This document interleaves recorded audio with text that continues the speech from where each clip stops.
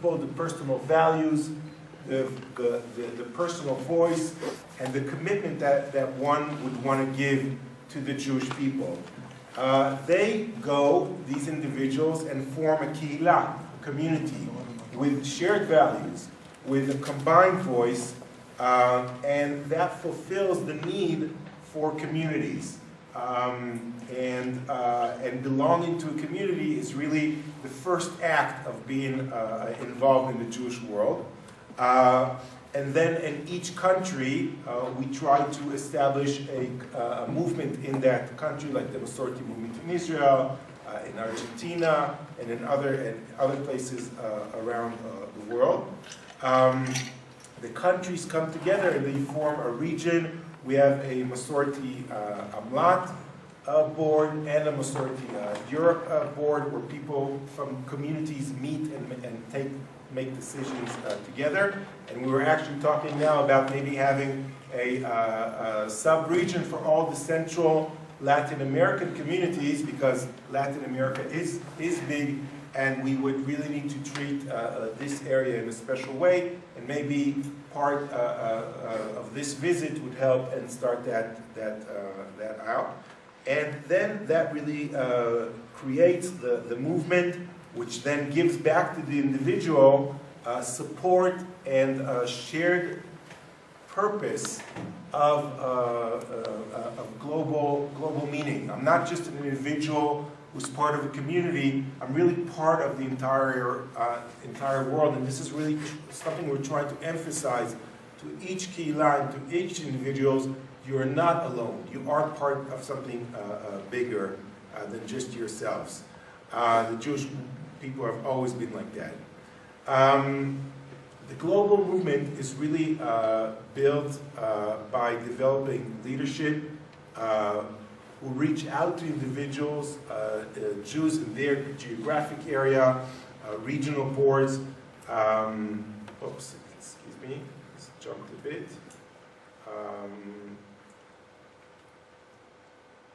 Okay, so here's a picture of the Masorti Amlat board, the Masorti Europe board from 35 communities. In Europe, in Latin America, there are 75 Masorti communities. We also have Marom, that you saw also in the movie, the young adults, the people, the 18 to the 35s, the one we don't always see in the synagogues. They don't want to go to their parents' synagogue, okay, without insulting anyone, but you know, I've been in that age and I felt exactly the same way.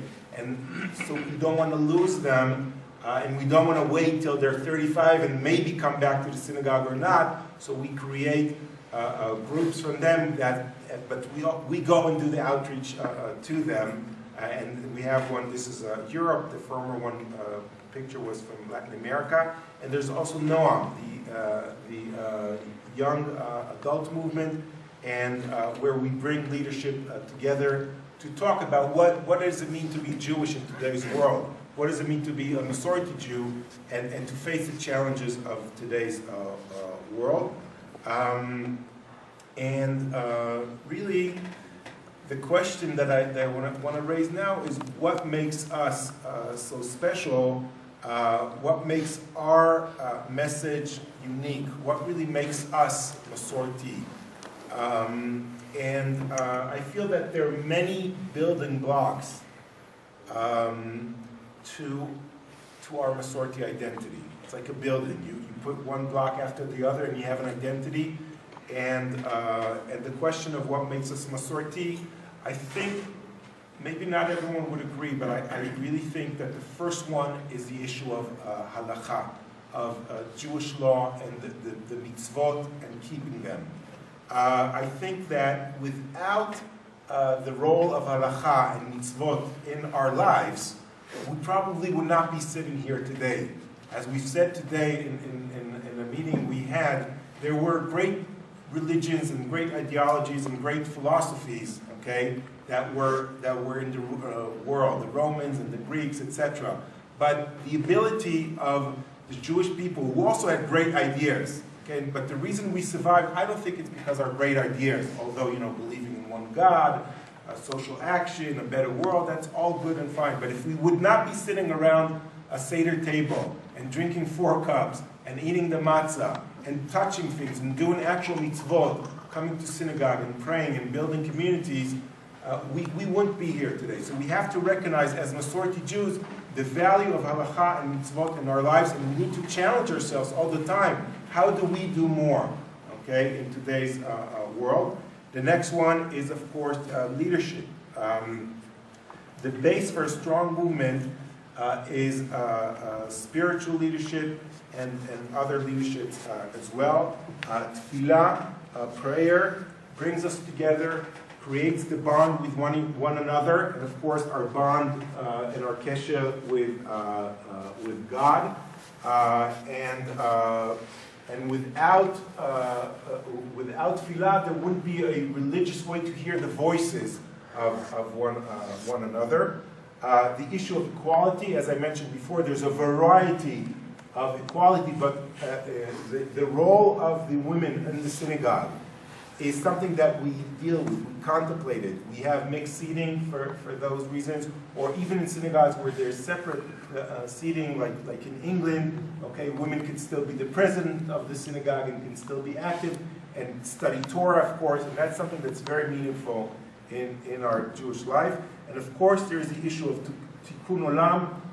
We don't just focus around what we do, but we also care about the rest of the world. This is a nice picture of the synagogue in Concepcion, Chile, that was damaged by the earthquake, and with the help of masorti Jews all over the world, we were able to help repair the synagogue in February 2010. And at the center of all of our values, of our building blocks, is Medinat Israel, the state of Israel, always in our hearts and in our minds, and at the center of our Jewish experience. And that's, of course, our Zionist approach as a movement. So this is really what makes us masorti, our building blocks.